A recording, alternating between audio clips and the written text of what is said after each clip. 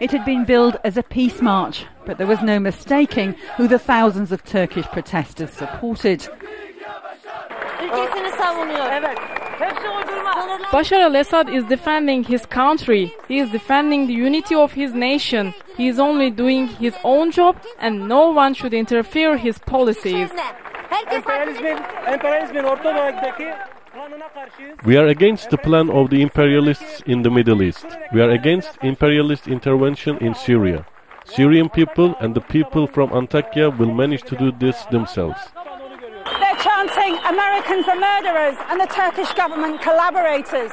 This is what the Turkish government has to deal with. A large percentage of the population actually support Bashar al-Assad and disagree with the Turkish government's whole position on the conflict.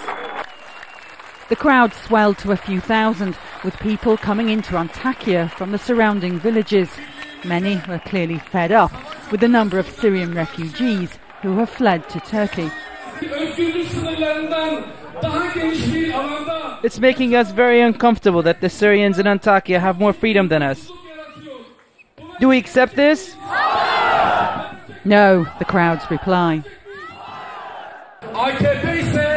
The Turkish ruling party is contracted by the imperialists who want to intervene in Syria. For that, they are giving speeches about democracy in Syria. Our ruling party's foreign policy of exporting democracy to other countries will be bankrupt.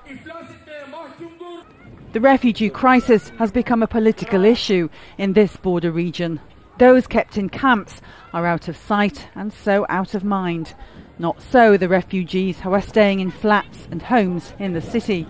People in Hatay are disturbed because in the streets you see people who are not in control and who are not registered. We don't know if they're from Syria or not. This worries people.